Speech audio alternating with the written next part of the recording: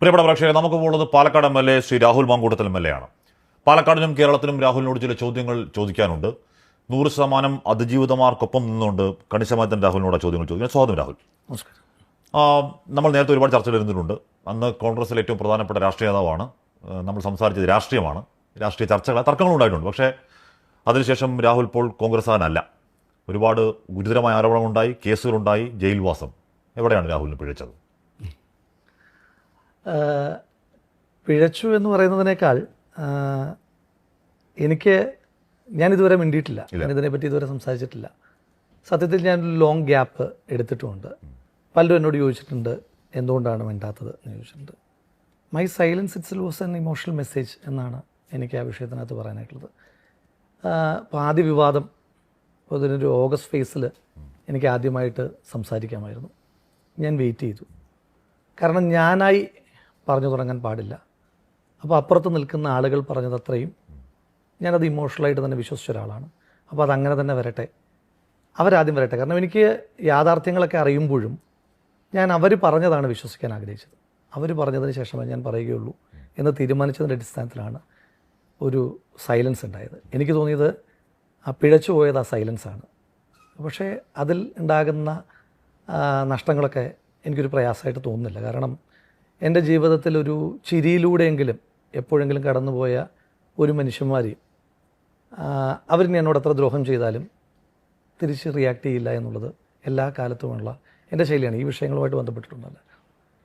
ഇതിനകത്തൊരു വലിയ ഞാൻ പറയാത്തതും പറഞ്ഞതും ഈ ദിവസങ്ങളിലെല്ലാം ഇതുവരെ അസത്യങ്ങളുടെയും അർത്ഥസത്യങ്ങളുടെയും ഒരു വലിയ ഒരു വ്യാജമായൊരു ലോകം തീർത്തിട്ടുണ്ടായിരുന്നു. അതെനിക്ക് തോന്നുന്നു തുടങ്ങുന്നത് ഇപ്പോൾ നിങ്ങളെല്ലാവരും തന്നെ പല ആവർത്തി പറഞ്ഞിട്ടുള്ളൊരു വിഷയമുണ്ട്, ഹൂ കെയേഴ്സ്, അല്ലേ? നമുക്കതിൽ വരാം, ഉറപ്പില്ല. രാഹുൽ പറയുന്നു ഇത് അസത്യങ്ങളാണ്, അർദ്ധസത്യങ്ങളാണെന്ന് രാഹുൽ പറയുന്നു. രാഹുൽ പക്ഷേ ഒളിച്ചോടി. എന്തിനാണ് രാഹുലിന് ഇക്കാര്യങ്ങൾ നിവർന്നു എന്ന് കേരളത്തിലെ ജനത്തോട് പറയാം? കാര്യം രാഹുൽ സാധാരണക്കാരനല്ല, രാഹുൽ ഒരു ജനപ്രതിനിധിയാണ്. അതിൻ്റെ ധാർമ്മിക ബാധ്യത രാഹുലിനുണ്ട്, ഇല്ലേ? ആ ധാർമ്മിക ബാധ്യതകൾക്കപ്പുറം വ്യക്തിപരമായ ബന്ധങ്ങൾക്ക് ഞാൻ വലിയ മൂല്യങ്ങൾ കൽപ്പിക്കുന്ന ആളാണ്.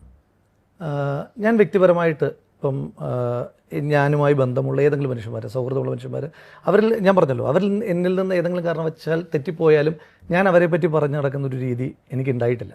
അപ്പോൾ അതുകൊണ്ട് തന്നെ അവരാദ്യം പറയട്ടെ.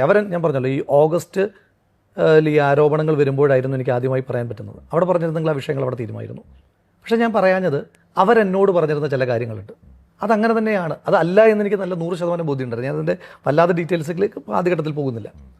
അല്ലാന്ന് എനിക്ക് ബോധ്യമുള്ളപ്പോഴും അവർ പറയട്ടെ, അവർ പറഞ്ഞതിന് ശേഷം മാത്രമേ ഞാൻ പോകത്തുള്ളൂ. കാരണം എനിക്ക് ആദ്യം നിയമ നടപടികളിലേക്ക് പോകാമായിരുന്നു, ഞാനത് ചെയ്തില്ല. അവർ നിയമ നടപടി രാഹുലിന് ഇതെല്ലാം അറിയാം, ഇതെല്ലാം രാഹുലിനറിയാം. ഇതെല്ലാം അറിഞ്ഞ് രാഹുലിന് മുന്നിലേക്കാണ്, അല്ലെങ്കിൽ കേരളത്തിന് മുന്നിലേക്കാണ്. നേരത്തെ പറഞ്ഞ ആദ്യഘട്ടത്തിൽ സോഷ്യൽ മീഡിയ പ്രചരണം ഉണ്ടാകുന്നു. എനിക്കൊന്ന് രാഹുലിനോട് അപ്പോഴാണ് ആ ചോദ്യം ഉണ്ടാകുന്നതും. ഇതെല്ലാം ഉണ്ട് എന്നറിഞ്ഞുകൊണ്ടാണ് രാഹുൽ ചോദിക്കുന്നത് ഹൂ കെയേഴ്സ്. അത് ഒരു അധികാരത്തിൻ്റെ ധാർഷ്ട്യമല്ലേ രാഹുൽ? ഒരിക്കലല്ല. ഞാൻ എന്തിനാണ് ഹൂ കെയേഴ്സ് എന്ന് പറഞ്ഞത്? ഞാൻ പിന്നീട് മാധ്യമങ്ങൾ നിങ്ങളുടെ ഒരു തലക്കെട്ടിൻ്റെ സൗകര്യത്തിന് വേണ്ടിയിട്ടോ അല്ലെങ്കിൽ ഇതിന് പിന്നിലൊരു വലിയ ഗൂഢാലോചനയുണ്ട്, ഞാനത് പറയാം. ആ ഗൂഢാലോചനയുടെ ഭാഗമായിട്ട് അവർ നിങ്ങളെ കൊണ്ട് ചിന്തിപ്പിച്ചതാണ് സ്ത്രീകൾ പരാതി പറയുമ്പോൾ ഹൂ കെയേഴ്സ് എന്ന് ഞാൻ പറയുന്നു എന്ന്. നീലപ്പെട്ടി വിവാദം പോലെ മറ്റ് രാഷ്ട്രീയ വിവാദങ്ങൾ പോലെ ഒന്നായിരുന്നില്ല സോഷ്യൽ മീഡിയയിൽ വന്ന ആ സമയത്തുണ്ടായത്. അതിൽ പിൽക്കാലത്ത് അതിനുശേഷം വന്ന പരാതികളുടെ ഒരു നക്ഷലാണെന്ന് സോഷ്യൽ മീഡിയ. എൻ്റെ ചോദ്യം, രാഹുൽ മാങ്കൂട്ടത്തിൽ അറിയാം ഇപ്പോൾ ദാദർ സൈഡിൽ നിൽക്കുന്ന ആളുകൾ, അല്ലെങ്കിൽ രാഹുൽ ഇഷ്ടപ്പെട്ട ആളുകളെ പറ്റി രാഹുലിന് ബോധ്യമുണ്ട് എന്താണെന്ന്.